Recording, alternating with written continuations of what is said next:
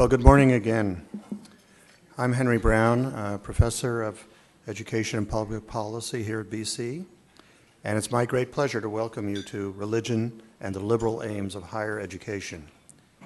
Actually, the subtitle for the symposium is Varied Complexions, Comparative Perspectives. And our three panels, as well as our lunchtime keynote speaker, will certainly bring a range of perspectives, informed as they are by decades of reflection, writing, debate, and for some, many years of shouldering administrative and leadership responsibilities directly linked to the future of liberal education in their institutions.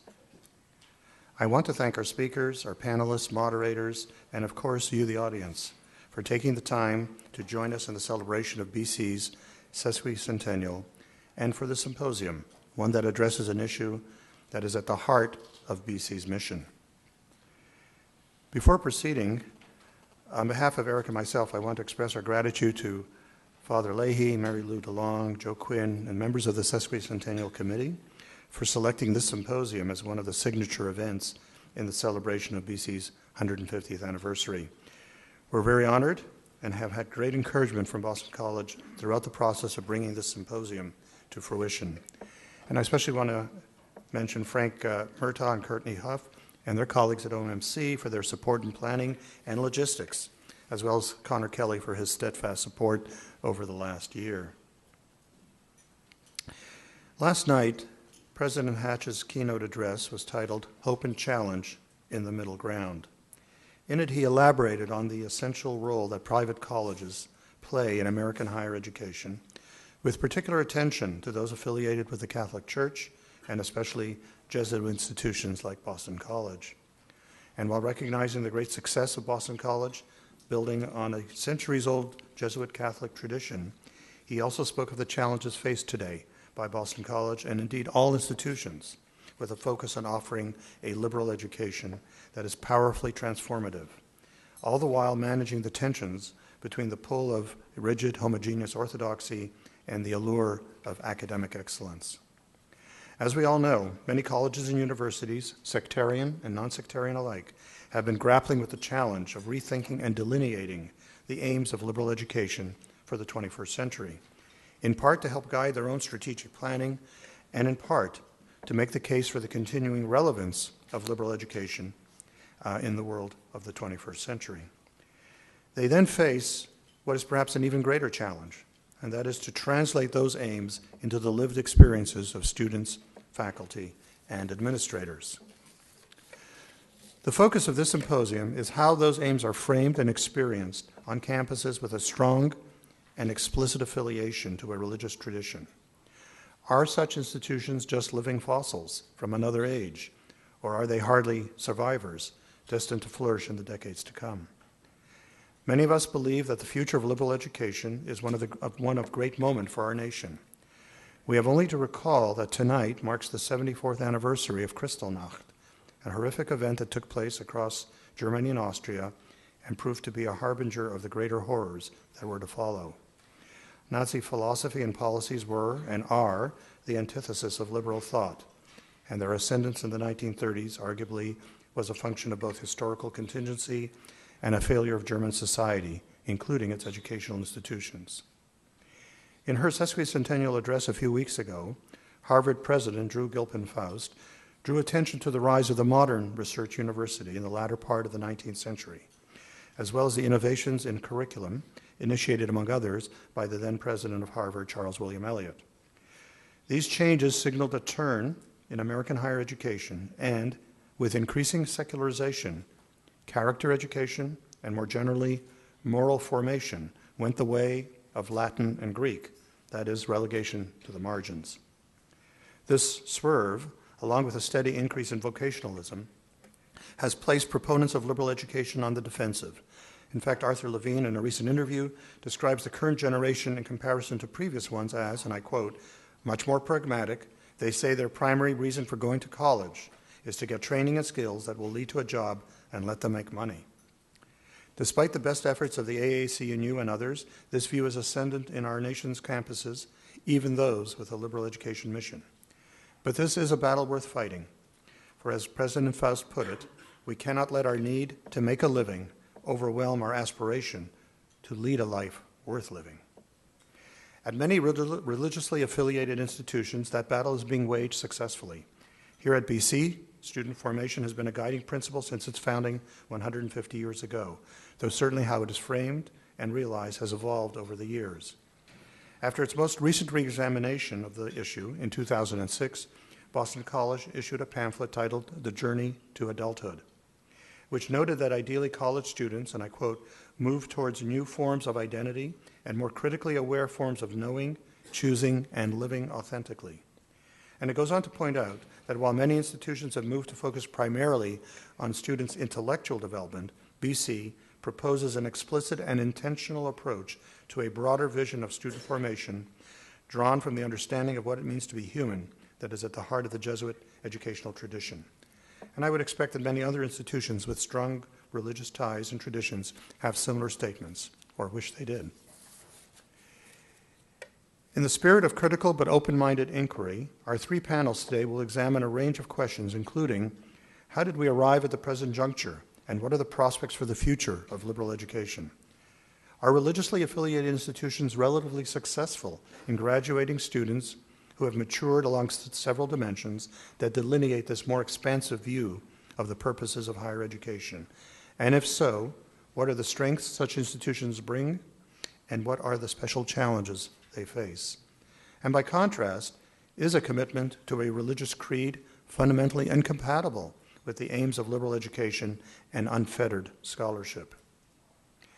Sandwiched between the buffets that we have scheduled for you today, so to speak, each panel will offer much food for thought.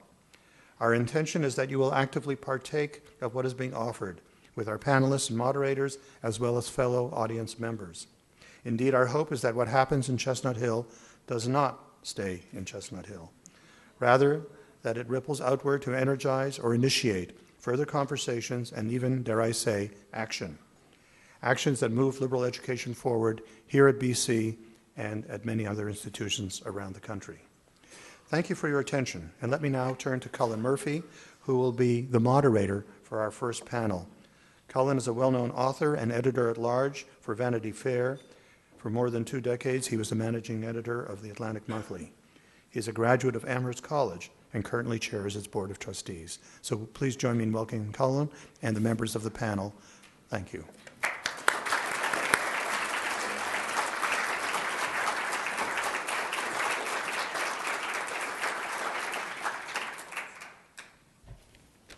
All set. Great. Thank you. Thanks for having us here. It's always wonderful to be at Boston College, a place where I've found myself spending increasingly large amounts of time. And it's a pleasure to welcome our three distinguished guests, Julie Reuben, Andrew Delbanco, and Mark Noll. Their full biographies are in your program, so I'm not going to give any extended reprise of that, but just very briefly. Julie Reuben is a professor of education at the Harvard Graduate School of Education and the author of The Making of the Modern University, Intellectual Transformation and the Marginalization of Morality. Andrew Delbanco is a professor of American Studies at Columbia and the author most recently of College, What It Is, What It Should Be. And when he's in between books, you can frequently find him in the New York Review of Books. And Mark Noll is a professor of history at Notre Dame and the author of so many books it's hard to know which ones to cite, but America's God and the Scandal of the Evangelical Mind are two that at least come to my mind. And I'm here in the role of ignorant layman, for which I've been well trained. So our topic tonight is the historical, this morning is the historical perspectives aspect of the overall theme, religion and the liberal aims of higher education. And there's a large sweep of time to cover, but each of these three guests have written widely about it in various ways and from various perspectives. Just by way of framing, Nathan Hatch spoke last night about the possibility of colleges and universities staking out and holding some form of middle ground when it comes to moral formation, the engagement with values, even spiritual reflection. A middle ground that's somewhere, it's a stance that's somewhere between avowedly sectarian and implacably secular. So if we can keep that concept in mind, I think it will just be something to hold on to through this discussion. So with that on the table, one natural thing to wonder is where we've been historically and where historical trends are taking us. And I wonder if we could just begin the conversation first by looking at the term liberal education and just making sure we have a common understanding of what that is, what we think it means now, what it meant perhaps 150 years ago. So, Mark, you want to go first? Well, I was privileged some time ago to spend about 10 years studying the circle of people around the College of New Jersey, which is now Princeton University, and they had not articulated actively what liberal education meant, but practically it meant that when you applied for admission and wanted to enter Princeton as a freshman, you could translate the Greek of the New Testament into English as a start. You could translate simple English sentences into Latin sentences. And the assumption was that the way the curriculum was set up with a final year-long course taught by the president in moral philosophy would combine a harvesting of the past, a building of character, a reaching out to include material and human learning, and then looking forward to character formation and leadership in society. This is, I think, a modified American variant of the quadrivium and the trivium from the Middle Ages. And I think it was insecure until we get to the period that Julie Reuben studies with the professionalization toward the end of the 19th century. Andrew? I'm tempted to evade the question by paraphrasing. I think it was Justice Hugo Black whose response when they brought some pornography cases to the court said, you know, I'm not going to define it, I know it when I see it. Which I don't mean entirely flippantly. I think liberal education in terms of the precise curricular content that it implies means something different to almost everyone. I would like to think that a commonality in among those differences is that it still has something to do with the Latin root liber, free. That is, a liberally educated person, in my conception, is somebody who is free from cant, free from a sort of unconsidered, unreflective reverence for received opinion, capable of thinking for him or herself, and that capability is encouraged, I think, by some awareness of the past, that is, that the world has not always been put together the way it is right now, that there are alternative ideas about how societies should be organized and what values should be primary. So it seems to me that those are the qualities one hopes to find in someone who has a liberal education. I'm inclined to think that there are different passageways to get there. Some institutions look fairly similar to what the pre-late 19th century Princeton looked like, but fewer and fewer. So it seems to me our challenge is to figure out the means to get to that end. And so, and Julie, as you think about that question, maybe another part to fold into it, because it does pertain to some of your own work. Another way of looking at what liberal education is to look at what it's not, what its competitors have been. So Yep. with that in mind. So I would agree very much that while there's a kind of traditional notion of what liberal education was, that over time it's been transformed and separated from a particular content. And I don't think that we're going to go back to a moment where it's defined by very specifically required content. And instead, to move forward, I think we need to think about what we count as the goals of liberal education. And when I think about the goals of liberal education, I think about both in terms of the content as trying to help us understand ourselves and the world that we're part of, and understanding the world interpreted very broadly. And also, in terms of its goals, about preparing people who can ask questions and know about how to go about answering them. And I guess in a way that are motivated to ask questions. But I think that this kind of goals could be met in a number of different kinds of curriculum, and it's sometimes easier, as you suggest, Cullen, to say what it isn't rather than what it is. And I think historically, one of the main things that we've said it isn't is it isn't technical, it isn't supposed to be professional, it's not preparing people for simply the work aspect of their life. And so it isn't vocational in that sense. But it can coexist with both technical and vocational and specialized. But what we consider to be the liberal part are not those aspects. They're not the technical, specialized, vocational elements of training. It's the broad things, the capability of thinking broadly about our human condition and what that really means to us in terms of how we should live our lives. If I could just briefly steal a formulation from a colleague, my colleague Mark Lilla, who gave a wonderful talk to the first-year students in connection with our core curriculum at Columbia, and I think the way he put it is pretty close to this, and it goes to the heart of what I think we're talking about. He said, rather than thinking that college is about getting what you want, it should be, and for many of you, he said, I think it really is, a place where you have the opportunity to figure out what's worth wanting.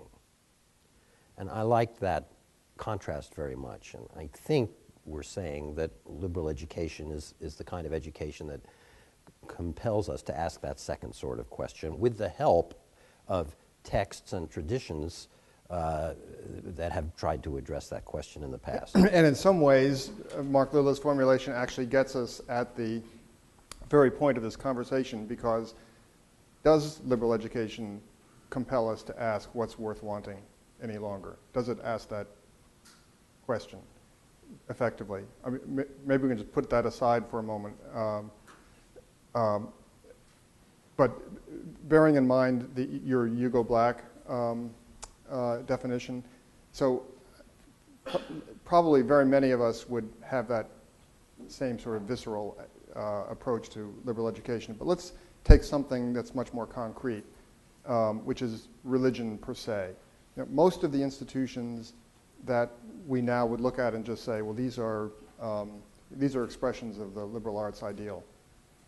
Most of those were at one point religious institutions. Most, at some point, shed that affiliation, even if they don't actively hide it. Some proudly maintain it, as yours does and as this one does.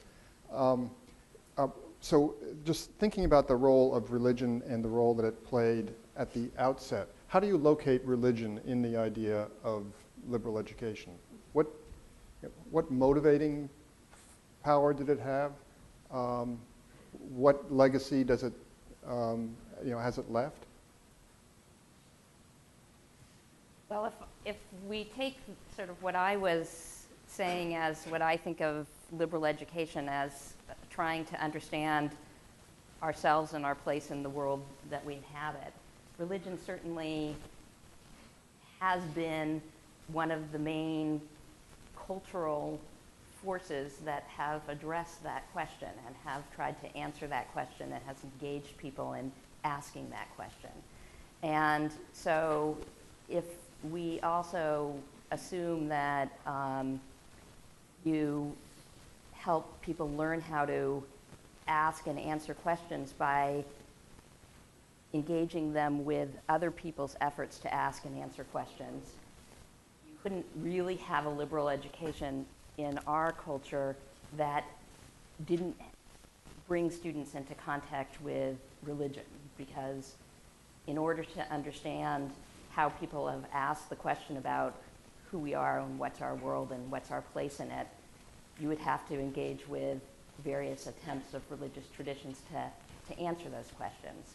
And so in that way, I think it would be hard for me to imagine a liberal education that students didn't come into contact with religious traditions. I think that the way you posed the question is a really interesting indicator of the modern world, because until maybe 125 years ago in the United States, a little bit longer in Europe, it was just taken for granted that liberal arts exist within a religious framework. So from the origin of the universities in the Middle Ages in Bologna and Paris and Oxford and Cambridge, these are monastic-related enterprises. At the Reformation, Protestants break away from Catholic teaching, but within the second generation of the Reformation, major reformers are going back to Aristotle and organizing Protestant curricula for higher learning in a fashion that's very similar to the way in which Catholic learning had been developed. And then in the United States, it's really only after the Civil War that there begins to be even the possibility that learning of a liberal sort would be, that you'd have to ask the question that you posed, because the liberal learning, the preparation of character, the preparation of leaders in society is intrinsically built up around a religious, or on a religious foundation. My colleague at Notre Dame, Brad Gregory, has recently published a really interesting book called The Unintended Reformation, in which he says that changes in the religious life of Europe in the 16th century lead us eventually to the secular world. But he also shows that for centuries after the Reformation, there still was a common taken for grantedness about liberal learning and religion being in harmony together. And it was divisions, he argues, within the religious world that led us to a situation where now we can ask this question: what place does religion have in the modern promotion of the liberal arts? So my historical conclusion is that those of us who do think that a religious foundation is important for liberal learning today need to assess the strengths of what was an 800-year period of simply accepting the harmony of liberal learning and religious faith, and then also the reasons why that harmony was broken, and we're able to ask the good question that you've posed today: where does religion fit within the modern concept of liberal learning? Andrew? Well, I could take sort of a journalistic approach to this question, and a casual account of what the landscape looks like from where I'm situated. I mean, I think we ought to be frank about this.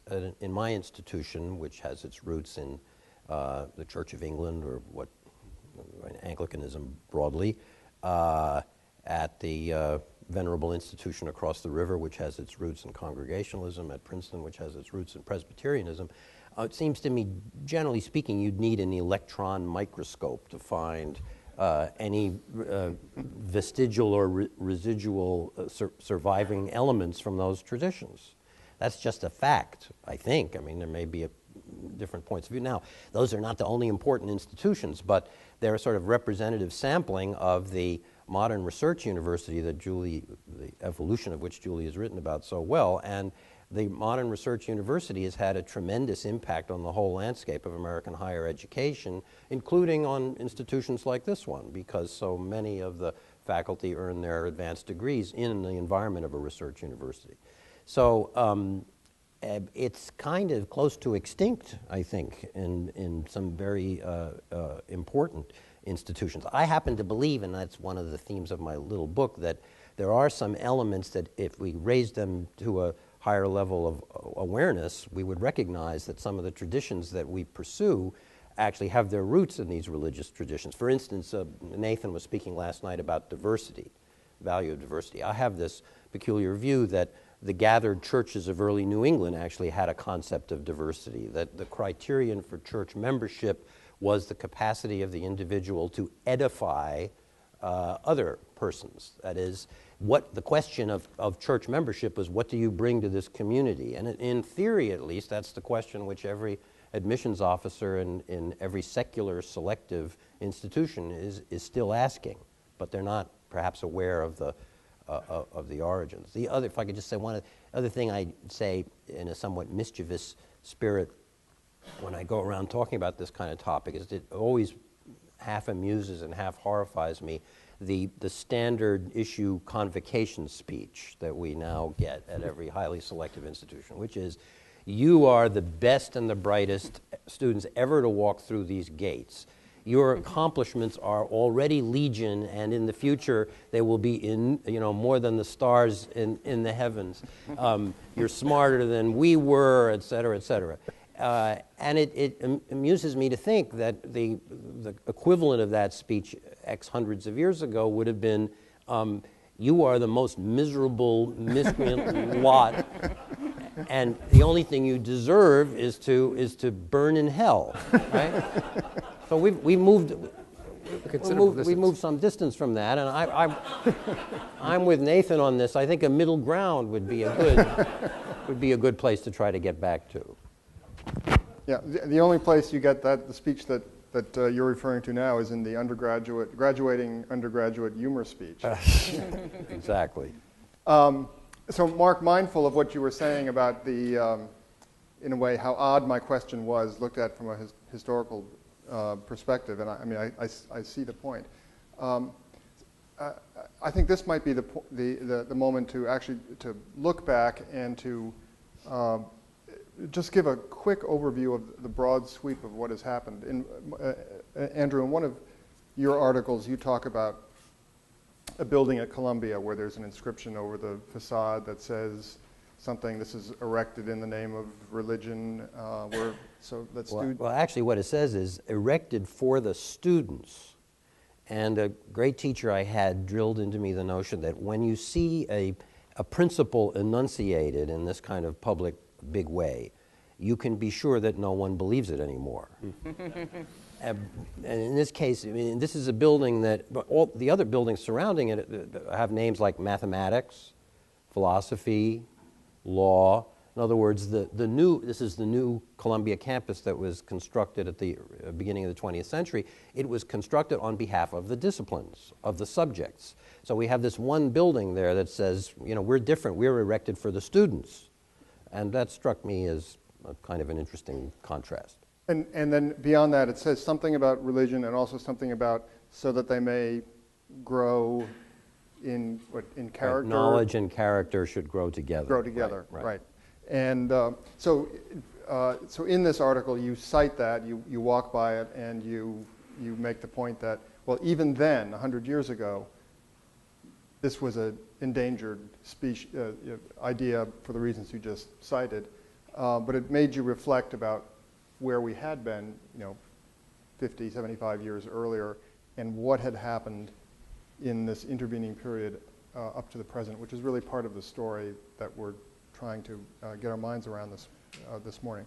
So I wonder if the three of you could just give your version of what is the potted history of what took place, so that the world that Mark was evoking, which now seems in a time capsule in many institutions, not all. How did this come about? Julie, you've... So I would stress 2 or 3 important factors. One is clearly an intellectual factor, and that is changing understandings about what constitutes knowledge and how we get firm, accurate knowledge. And 2 particular changes that were associated with science in the late 19th century were the idea that the best knowledge comes from free and open inquiry, and that everything has to be questioned, and that the best knowledge is also tested with empirical evidence. And the combination of those 2 created a lot of trouble for the dominance of theology and philosophy as the kind of intellectual linchpins of the university. The other thing that I think is very important is social change and the increasing diversity of the United States, both in terms of religion. The United States has always been religiously diverse, but I think it was very significant when it was no longer just infighting among different Protestant groups that shared a lot of commonality, but also immigration bringing in large groups of Catholics and large groups of Jews, and industrialization breaking down old patterns of both where people lived and how money flowed. So the old denominational college was often in a small town in a region that had been settled by people from a particular ethnic and religious group, and elite money went into the colleges, and students went into the colleges in these local networks. But industrialization and urbanization broke those down and created new flows of money. And that created an opportunity, both made it hard for universities and colleges in particular to get their students and their financial support from a single group, and they had to appeal to a larger group. And it also created wealth that empowered different groups of people to set standards. It created a new intellectual and industrial elite that worked together, and ultimately they worked together to enshrine the primacy of research-oriented universities. And they took over a lot of different organizations like foundations and set up accrediting organizations and other things like that that eventually put a lot of pressure on other kinds of colleges to conform to the models of the research university. And so I think it's a combination of intellectual changes that led to certain kind of new institutional practices, but then those institutional practices being really supported by social and economic changes. And together that really create a very tight and difficult set of institutional practices to break out of, and that we've lived with them for 100 and more years, and we've tried to tinker with them, but it's very hard to really transform them in a significant way because they're linked both with intellectual standards and a kind of social setting and economic setting that support them. So, remind me, Julie, at some point I would like to come back to ask you about the fascinating little diversion that you have in one of your papers about dormitories. But I don't want to get us off track now, but I've made a note. Andrew? Well, I just briefly to add to the story that Julie tells so well, and then we rightly located, I gather, Drew Faust did this in a talk here a couple of weeks ago. We've located the formative moment in the late 19th century with the rise to the presidency of Harvard, the first non-clergyman to be president of Harvard, Charles W. Eliot. And I think that's all true, but I think we want to also remember that in the aftermath of the Second World War, a very important decision was made in this country, and that is that when the federal government for the first time got significantly engaged in funding higher education, the decision was made, and the Vannevar Bush Commission was the driver of this, that the research project would be located in our existing universities. It didn't necessarily have to be that way. That's not generally been the way it's been in Europe, for instance. So that moment in the middle of the 20th century redoubled and accelerated the process that Julie has described, I think, in a very powerful way. And we want to remember, as we look at the broader landscape, the way that Julie suggests we should do, that the number of students in our country who attend institutions like yours, Amherst College, that is the purest exemplar of the liberal arts college, free of a research university, is an extremely small number. Last I checked, it was about 100,000 students out of 18 million undergraduates. Mike McPherson of the Spencer Foundation likes to say you could fit them all into one Big Ten football stadium. So I'm just underscoring the point that the research university has become the major driving force, and that happened in the 20th century even more than in the 19th. So, Mark, as you think about this very same question, I wonder if you could add one more element to it.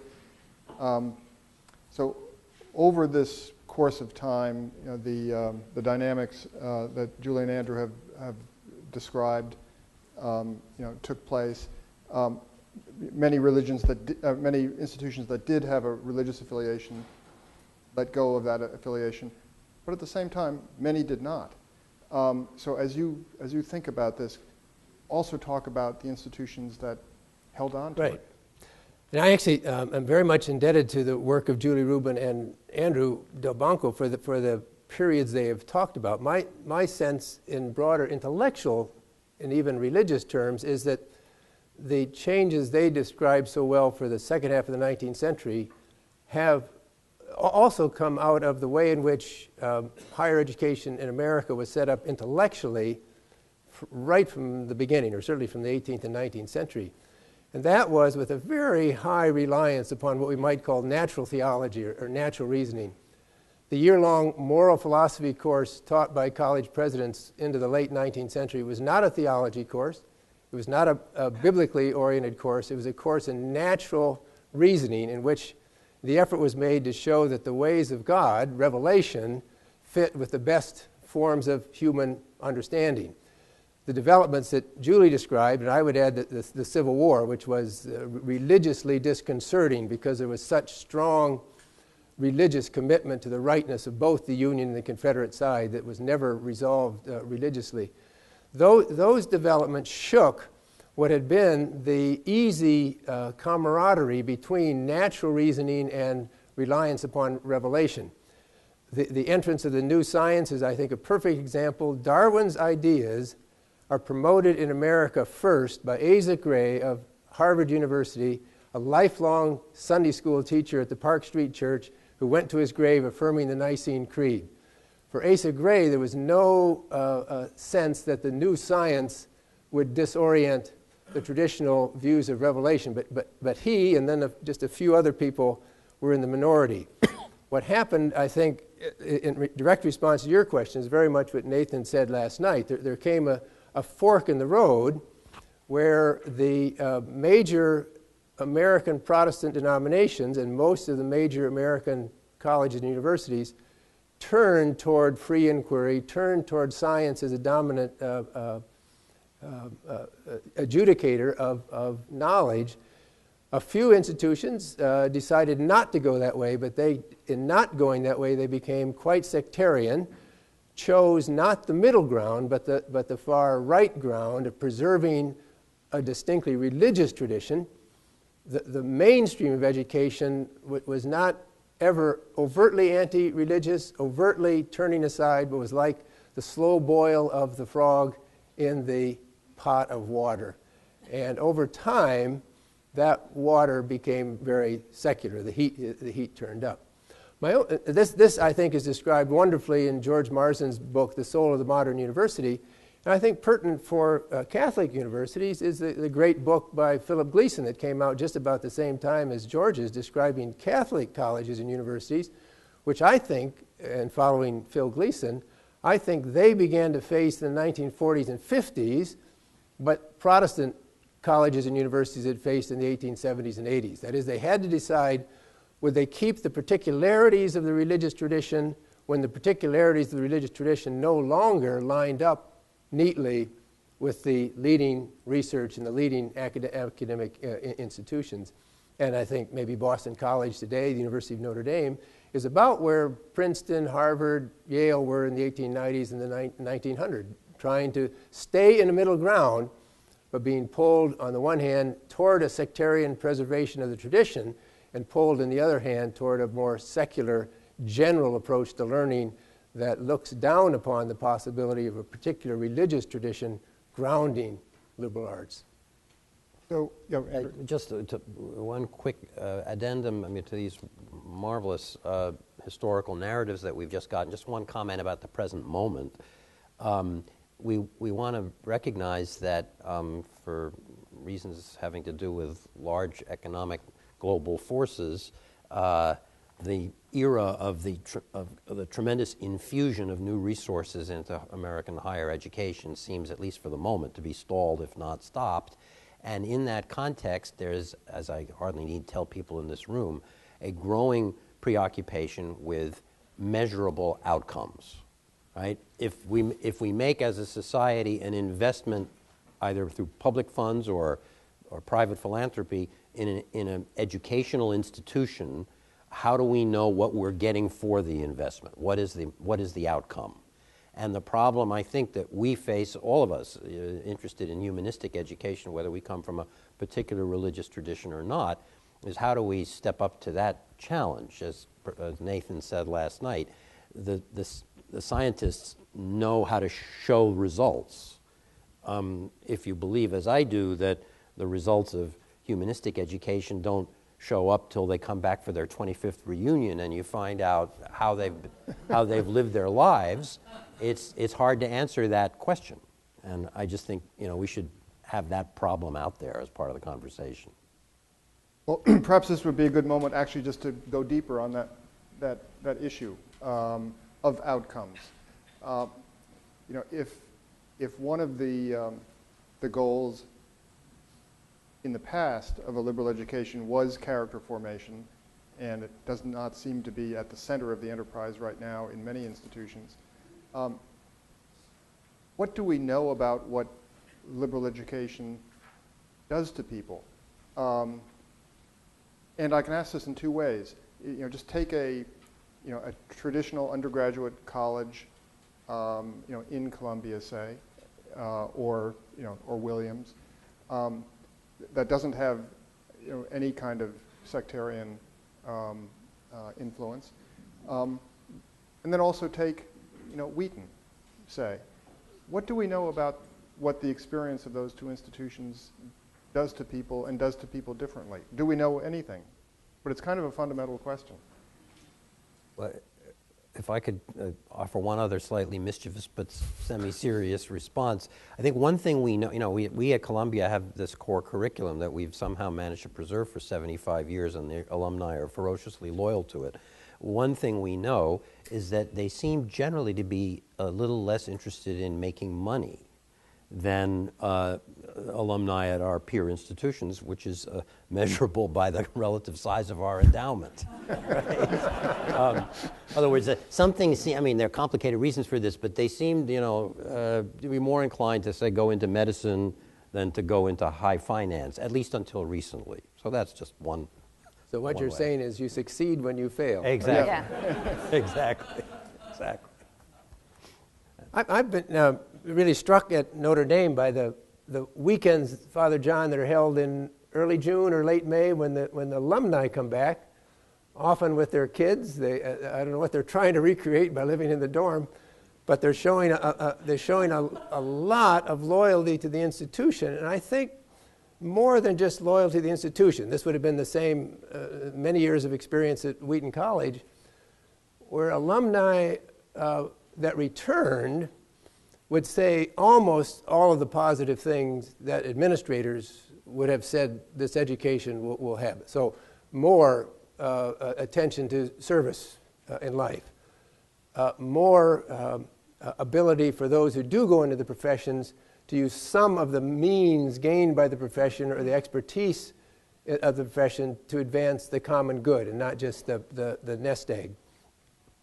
But maybe even more significantly, I think that, and this I know better from the Wheaton College experience, the people that would not come back, who would have come in their own personal journeys to reject certain aspects of what they had been taught at Wheaton, and I suspect it's true at Notre Dame as well, nonetheless expressed their disillusionment or rejection in highly character-driven, highly moral terms.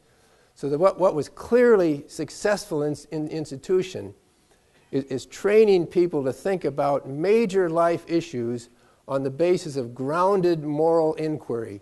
So it wasn't as though people were upset with something happened at Wheaton College because fewer people were getting into the financial world. It was because of something that they saw as morally damaging for themselves or the society. And I suspect that's probably the same at Notre Dame, where people either on the left or the right think that Notre Dame is erred grievously. Their complaint is very much the kind of complaint that people at Notre Dame want them to make if they're going to reject the institution, because it's an effort to complain on the basis of a moral foundation.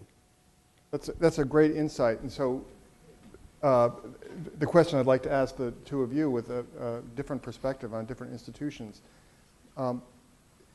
is the product of your school, of your schools, are they asking questions in the same fashion? Are they critiquing with that same kind of moral leverage? In a way, Andrew, it's the Mark Lilla question again about asking the question about what's worth wanting. Are people graduating from with a secular liberal education with that question, what is worth wanting, foremost in their minds, or is it really not there at all? I can only give an impressionistic answer to this. I don't have a data set, but it's it's a study that maybe every institution should do of its own alumni. My impression is actually that we do all right in this regard. That sometimes the alumni, the nostalgia they feel for their college days may be mixed in with the sense that that was the period in their life when they had the opportunity for this kind of reflection, and they miss it. And they come back for occasions that allow them to experience it again. We have alumni seminars, celebrations of teachers that they, upon retirement, whom they revere. So I think actually that we do okay. Now the worry is what's it going to be like going forward, because the sociological changes continue. I mean, again, this is a presentist point, but the way in which students make decisions now about where they want to go to college seems to me to have less and less to do with the particular character or tone of a given college, and more to do with its standing in the prestige hierarchy. So one of the paradoxes that I feel is that, say, when my institution was much less selective than it is today, much more local than it is today. Most of the students came from the New York metropolitan area. We took, one out of every 3 or so who applied. Now we get them from all around the world, and we take, fewer than 10%. But those students in those days, they kind of were there because this is where they wanted to be, and they knew something about the character of the institution. And I would think that that may be true of Wheaton and Notre Dame and Boston College more so today than the big research universities that U.S. News puts at the top of the list.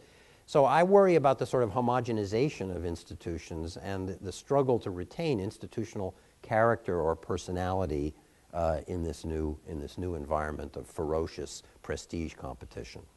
So, Julie, as you think about this question, another aspect I'd like to add, because you've written a little bit about it, just when thinking about outcomes, what kinds of people does a certain kind of education produce? And you've asked the question, is freedom enough? If you just put students into an environment where they're free to study what they wish, behave as they wish, is that going to have some kind of, is it like stonewashed genes? They're going to be exposed to so much different material and views and so on that by the time they come out, they will have a certain kind of seasoning. So is that enough? Or is it just actually manifestly not enough? And I don't know whether you have the answer to it. I think in the paper that I read, you actually asked the question without answering it. The great thing about being a historian. I think that, part of what you're asking us to grapple with is, does the institution and the character of the institution have any sort of impact on students once they graduate? So do the students kind of reflect the values and virtues of their institution? And when I think about the institution I'm associated with, Harvard, I think, well, what kind of virtues or lack of virtues does my institution have, and are they reflected in their students? And you think, well, on a kind of obvious level, humility isn't one of our big virtues, and it's not a big virtue of our graduates either. And so maybe we do affect our students. But it's very complicated, because to some degree, we draw in by our images people that, and by what we say we value, people that already have those. So we're not working with a blank slate. And so that Wheaton graduates would be quite different from Amherst graduates wouldn't be surprising, because the students who go to Wheaton are going to already be quite different. And so it's very hard to separate the selection from the impact. And in many ways, I think more of what colleges and universities do is that they reinforce certain kind of characteristics, and they help people build on them, and in some cases lead them to reject them. But it's more of a working with what comes rather than a total transformation. And I think this is one of the issues about colleges becoming less descript, having less distinct values, is that, and their almost complete emphasis on diversity, is that they are attracting people that maybe do not come with a certain set of values, and therefore they don't have that advantage to work with. They're not just reinforcing. And so ironically, in a way, our challenge is that we have a harder task in front of us. And this is certainly true when we think about religion and what we might think of as religious literacy or something like that, that our students at the average elite liberal arts college are coming from less religious backgrounds with less religious literacy. And then, so to provide it, we have a task that institutions 50 years ago just didn't have. And so as it gets more as we get students that have come with less of the shared values because we have less distinct values ourselves, we have a harder task in front of us in terms of shaping students and providing them with those things that we think they need. And that's a particularly difficult thing to face for institutions today, that we don't have the advantage that a Wheaton has of having a very distinct identity, and therefore coming with students that already share some of that, and then it's a matter of deepening it and reinforcing it and making it mature. Our students are coming with just a wide range, and sometimes a wide range of not much of depth. And so that makes it much harder for us to figure out how to do it. The religious literacy question is a fascinating one. Just as a footnote from my own experience at Amherst, I find there to be much more religious awareness and personal religious practice at Amherst than there was 40 years ago. And partly it's a result of demographic diversity. Yeah. Korean Pentecostals, Protestant and Catholic Latinos, Jesuit-educated Africans. So it's actually a very interesting experiment that no one knew they were conducting. If I could, I think that's very true, and I think faculty of my generation, at least in places like mine, don't really realize this.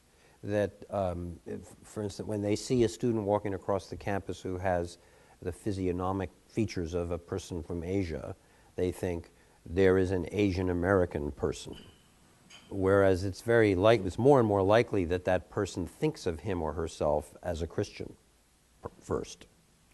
And I think very few faculty are really aware of this change that's happening right now. So just thinking about religious literacy in general, I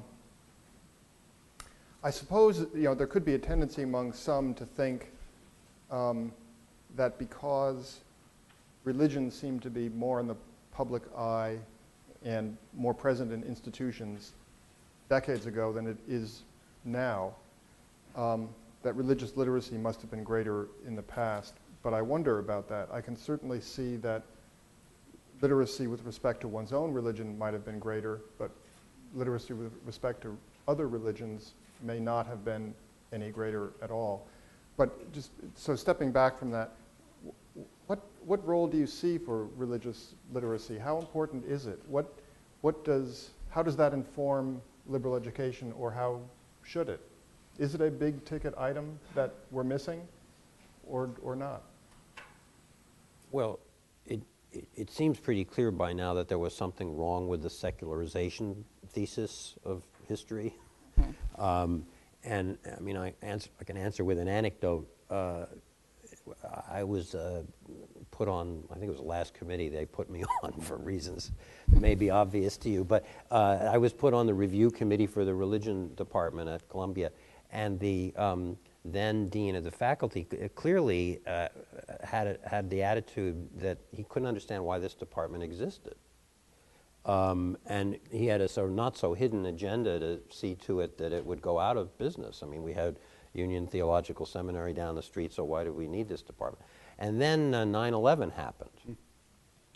So all of a sudden, religion became a topic of renewed interest, but religion as a kind of pathology. You know, we needed to study religion, understand religion, because it clearly explained a lot of what was wrong in the world. We had a religious right in this country, and we had jihadists in other countries, and therefore we ought to have a place in the university where we studied this pathology. I'd like to think we've moved through that, and we're now at a somewhat better place, and that because of the comment, what you were pointing to a few moments ago, the renewed interest on the part of students in figuring out their first principles, that maybe we're coming to a moment where religious literacy might find better reasons to be deemed important as part of a liberal education. Mark, anything? Well, I do think that the general situation has changed dramatically. If you think of the era of the American Civil War, you have the greatest speech probably in American public life by Abraham Lincoln, who had been to school less than a year, much less college or university, quoting 5 or 6 times from the King James Version of the Bible and not stopping to say where these quotations were coming from. And everyone knew from this non-church member what he was talking about. What Americans in 1865 knew about Islam or Hinduism or Buddhism was negligible. Would have been probably just a few people within 5 miles of where we sit today that would have had any knowledge. So on one hand, I think, in fact, contemporary students have a much better grasp of the religions of the world, but also probably a much weaker grasp of the particular traditions that have been important in the West. Now, I would say about religious literacy at places like Notre Dame and Wheaton, and many colleges and universities of that sort, so far as I can tell, there's an unambiguous, unapologetic requirement that all students take basic, I think at Notre Dame it's 2 theology and 2 philosophy courses. At Wheaton it's 3.5 Bible courses and theology courses over the course of their tenure at the college. And I think maybe it used to be that these were courses designed to give an intellectual and a theological standing within the tradition. Now I think they function to teach people who are there for reasons of some interest, excuse me, ahead of time, but actually to give some content, to give some intellectual and theological ballast to what it is that the institutions say they're doing. The students sort of know and are interested in, but in many cases may not have a whole lot of particular information as to what that tradition actually means in intellectual and theological terms. And I'm certainly not sure how well the institution thinks those required courses work, but looking from the outside at the administration of those courses, they seem very proper and done usually quite decently, and a major assist to keeping alive religious literacy amongst the parts of the population that are supposed to be religiously literate. I think that one of the things that you point out about, in many ways, students are coming who are more personally religious, is a great reminder that universities and colleges are not operating in a vacuum.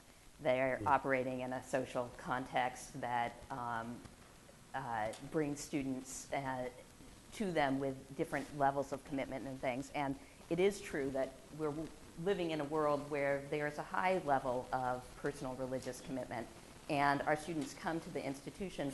But one of the issues with those commitments, is that those commitments remain largely private at many institutions, so that students with their religious commitments pursue them, support them, remain in their groups that they create in the kind of extracurricular world, but it never gets integrated into the main part of the university. And students don't necessarily communicate across traditions and don't necessarily deepen their own understanding of their own religion. So I think that part of the challenge for our colleges and universities is to how to move students' private religious commitments into the intellectual sphere of the college, and how to bring people together so that the religious literacy they come with can educate their peers, and they have opportunities to also be educated about other religious traditions and about their own religious tradition, how to approach that religious tradition in a more serious way. And I was part of a project that the Ford Foundation did on called Difficult Dialogues, and when they did it, they thought that it was mainly going to be about sort of race and ethnicity kind of conflicts and how to get people to speak across them. But one of the things that they found was the most interesting projects had to do with religion and getting people to be able to speak across religious groups, and even more difficult than speaking across religious groups than sort of, say, getting Catholics and Jews or Catholics and Muslims to speak together, was getting people who had religious commitments to be able to speak with people who didn't have religious commitments, or had clearly commitments against theistic kinds of understandings of the world.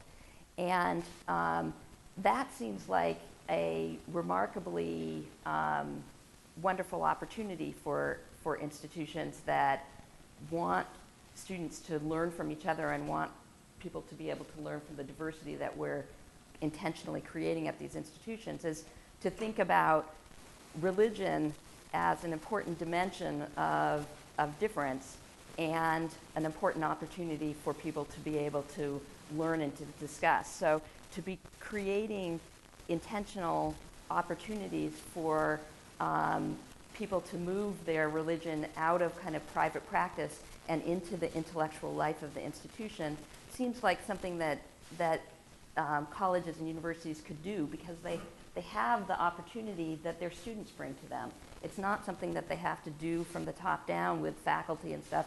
They have it there, and it's a matter of creating spaces and conversations and forums for that kind of peer education to go on. So this prompts one last question for me. In just a moment, we're going to open the floor to questions for our panelists. Also, I had asked each of the panelists to just think of a question that they wanted to ask one another. So I'm going to ask my last question. We'll let the panelists ask their questions and then open it to all of you. So my last question is, given what you've just said, Julie, about the social context and what students are bringing to schools, and my own impressionistic sense that people in general, like parents, for instance, kind of love the idea of character formation and moral engagement. You know, it's part of what they've spent the first 18 years of their children's lives doing. And they don't like to think that for a mere $50,000 it will now stop. What is, given what you know of history and cycles and trends and such, what is the prospect for the idea of character formation and moral engagement, whether with a religious aspect or not, actually coming back in some important way? in liberal education? I'm usually into prognosticating doom, so but I'll try to resist that because the reasons to do that are plentiful and probably obvious. I think that if we can find ways to take advantage of the sort of trauma that our country has been going through in recent years, which is to say, recognize, as I think a lot of people do, but they don't quite have the vocabulary for expressing it, recognize that it's not been just a financial crisis or an employment crisis. It's been a spiritual crisis. And people have a sense of that. People on the left and people on the right sort of agree on that point, that there's something sort of rotten at the center of some of our most important institutions, and a retreat from a sense of living for the public good. If one could take advantage of that sort of incipient feeling that's out there and find ways to bring it into the classroom, then we might make some progress on this matter. Mark? I think the challenge for institutions that have a particular religious standing is in character formation is to combine two things that are often difficult to combine, which is strong rootedness in the tradition, but secondly, highlighting those aspects in the tradition that are outward looking to the world. And all the major theistic traditions do combine those in theory. That is to say that they are Jewish or Muslim or Catholic or evangelical Protestant or Lutheran. And all of those theistic systems have strong views of the Imago Dei, they have strong views of God creating everything, but it's difficult to maintain the balance between the particular and the general. And somehow training in character to have as an ideal formation by the best in your tradition and as much openness to those who are not of your tradition as possible is the way, I think, to have character that functions in public, not always the same as character functioning in private. And that's a challenge, and I think I remain a little bit still residually gloomy about the prospects, unfortunately. Well, I think that history would teach us a kind of mixed message about whether to be optimistic or gloomy here. Since the major transformation of higher education in the late 19th and early 20th century that made moral formation a much more difficult project within colleges and universities, we have seen many cycles of attempts to kind of re-establish morality. And some of them have been successful for a period of time, but not successful in the long run. So in the post-World War II period, the crisis of fascism and totalitarianism and the war itself led to a proliferation of general education programs really aimed at teaching and preparing people to be able to be democratic citizens. And there was a remarkable amount of experimentation with courses that combined academic study with social, political, and personal reflection. And they lasted for a decade or so, but they didn't transform the institutional structures themselves. And in fact, the institutional structures themselves, in a way, mediated against, became more entrenched and became mediated against the success of these kinds of programs. So I think that there's a possibility that external factors like the crisis the country faces now could put pressure on colleges to take morality seriously again. But I think that colleges have to respond by also looking at their institutional structures and thinking about how they can maybe make changes in those institutional structures, changes in things like how tenure is awarded and how faculty careers are perceived and understood. And it might be possible that we're at a moment that institutional structures could change. or it might be that we're at a moment where we're going to kind of entrench the same old institutional structures that make this such a difficult, make moral formation such a difficult issue to address in our colleges and universities. So things like distance learning and might in fact provide an opening for us to share specialized knowledge while returning to a notion of a teacher and teaching as a kind of human relationship. And colleges that create hybrids where some of the specialized knowledge is in this shared world, but more emphasis is on teaching and that relationship that teaching is in terms of forming youth into adults, reflective adults. I think it would be possible for institutions to think about how to take advantage of these opportunities to really move forward. But I also think that the likelihood that competition among institutions for prestige, those kind of, the need for outside funding, those kinds of things are going to continue to push institutional leaders to try to do business as usual. So it's a little bit of a, I think there are opportunities there, but I think that there are also pressures that might make us overlook those opportunities. Thank you.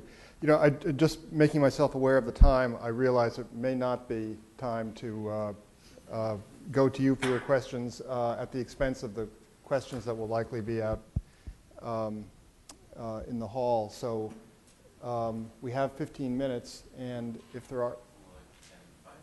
Okay. Yes. I'm Mark Oppenheimer. The first time that anyone said the word that I've been thinking... The first time that anyone said the word that I'd been thinking the whole time was just now when Ms. Reuben said prestige. I mean, that's so central to the tension that you're talking about, which is that it's probably not that difficult to have a kind of coherent sense of your Christian mission or whatever, your ethnic mission, your character forming, if you're willing to sacrifice, if you're willing to get off the treadmill for prestige, right? If you don't worry about, if what you want to be is an evangelical Christian college with a strong sense of mission, a strong identity, and a strong mission to build a certain kind of character in your students, that's fine, but you won't get any of the top Jewish students or Roman Catholic students. You'll get very, very few, right? And it seems to me that part of what happened historically, and you can tell me if this is wrong, is that a lot of schools that used to have a pretty coherent identity, pretty coherent mission that may have lent itself to a certain kind of character formation or formation tending towards certain virtues.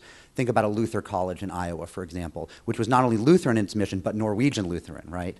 But the problem is that when Luther College decides our peer institutions are Amherst and Williams, it begins making very different sorts of decisions about what the curriculum will look like, about the kind of students it has to appeal to, and its sense of identity and mission gets, watered down. So, I guess it seems to me that it's really what we're talking about here is a lot of institutions, and I'm sure Boston College, there's some of this going on as well, at Catholic institutions as well, who decided we want our peer institutions to be the most intellectually prestigious institutions in an age when intellectual prestige is going to require that we reach out to faculty and students who aren't going to sign certain statements of faith, who aren't going to come here if our gestalt, if our vibe is highly particular, ethnically or religiously particular. So, I guess the question then is, at what point did the prestige mission creep in? Was it industrialization, as you were saying, or was it when foundation money became widely available? Where did that enter the picture? So would one of you like to take that? Well, I think it's an important point, and I wanted it to be implicit in something I was saying earlier, so I'll make it a little more explicit. I mean, in my little corner of the higher education landscape, it's totally insane that students apply to both Brown and Columbia. Because if they knew anything about either institution, they'd know that they're, completely opposite convictions about how an undergraduate education should be organized. That's an example, I think, of what you're talking about. And if I were here representing an institution like Georgetown or Boston College or Notre Dame or Wheaton, I would be significantly worried about this external pressure to conform to participate in the hierarchy of prestige. And, we talked earlier about measurable outcomes.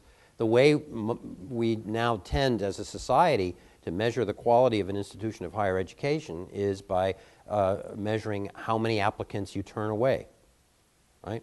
You're the best in the world because you get the most disappointed applicants, which is a kind of a perverse way of thinking about it. If you think. So, and the measures that U.S. News and World Report uses to rank institutions are faculty compensation, which is often in inverse proportion to the amount of time they spend with undergraduates, for example, selectivity and yield, all of those numbers, to the extent that an institution buys into the project of improving those numbers for itself, push against the singularity of the mission of the institution, particularly if it's an institution that is trying to stay outside of this rat race. So that's a real tough one, and if I were at one of those institutions, I'd be quite worried about it.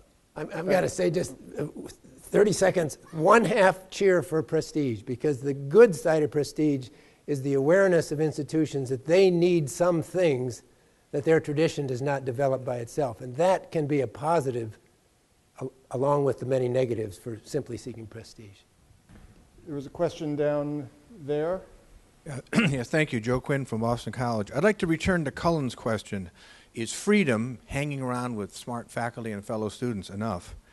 Do the panelists think that providing a liberating liberal education into today's students is more likely with or without a core curriculum? A concept that many great universities like Columbia and Notre Dame and Boston College still proudly embrace, but equally wonderful universities like Brown and Amherst have proudly abandoned. Well, I'm a big partisan of a core curriculum. I think it has many values that are not always obvious, including its power to build community. Students have read the same books and they've got something to talk about other than last night's football game, and that turns out to be something that follows them through the rest of their lives. The practical problem, in my view, is that to build a new compulsory core curriculum in the contemporary environment of higher education is, in most instances, would appear to be virtually impossible. There are a few examples, like I mentioned earlier, or a small liberal arts college, Ursinus College, where the faculty actually developed a new required common core based on great books core, but that's a very unusual example. So my own sense is that the way to go on this, if you're a believer in core curricula, is to take the build it and they will come approach. That is, create something somewhere within the institution that offers students the experience of a core curriculum, and see how attractive it is. Put your best teachers in those classrooms to the extent that they want to be there. And then students will catch on, and it's happening at some places. This is a good thing to do. I want to do it, and then the program may grow. But the idea of getting the faculty together to say we're going to create such a thing, it seems to me unlikely to work out in most places.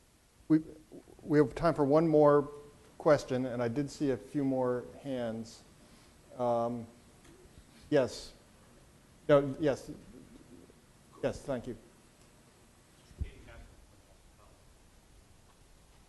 We started, I wanted to pick up what it seemed to me the most promising kind of moment in my ears when Julie Reuben was talking about the possibility of developing a kind of shared discourse from people from different backgrounds, different religious backgrounds, but also and most especially a kind of shared discourse that includes people of no religious backgrounds and little sympathy, not necessarily going as far as the dean who thinks of all religion as pathology, although they could be an interesting kind of part of it too.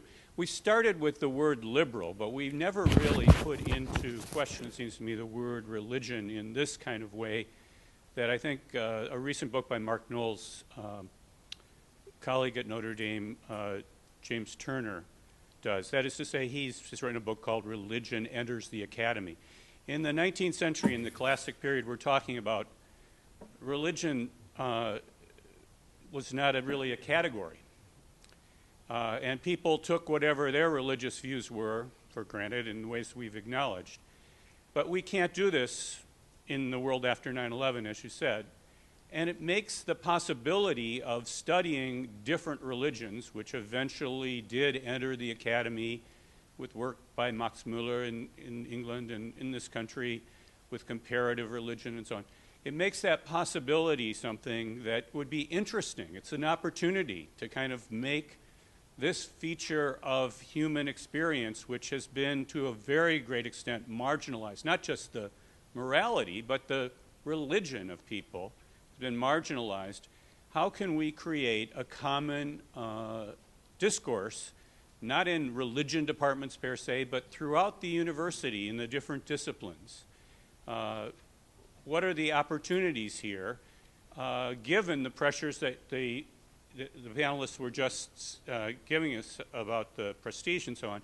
What are the kind of pockets within the existing structures where this could be promoted and fostered? Got us started, Julie? I'm very aware of the time, so what I just want to say that your question in some ways is more important than my answer. I mean, I think that's a very important thing for us to put on the table. I think that some of this can start outside of the classroom, but I think it could be moved into the classroom. So I think that it would be worth universities and colleges starting these conversations extracurricularly, which I think is a little easier to do, to get their feet wet and see how this goes, and then think about how to move them into curricular structures, which I think could be done. But I would think that the practical move would be to begin outside the classroom first. I think the institutions of higher education that are self-consciously based Absolutely. upon a religious principle have, at least potentially, a head start, because all of them, despite often their histories, all of them affirm basic principles about the goodness of creation and the standing of all people, even those not in my religion, the standing of all people as made in the image of God. Now, the history works against that principle because the particular groups have been often ferocious in protecting their understanding of God's way in the world. But I think the principle is there, and in the modern world gives institutions with a religious particular basis some opportunity for showing how their particularities mandate the universal kind of respect and dialogue you articulated in your question. Thank you very much. It's been a wonderful conversation. And Julie, Andrew, Mark. Thank you very much. And again, I add my thanks.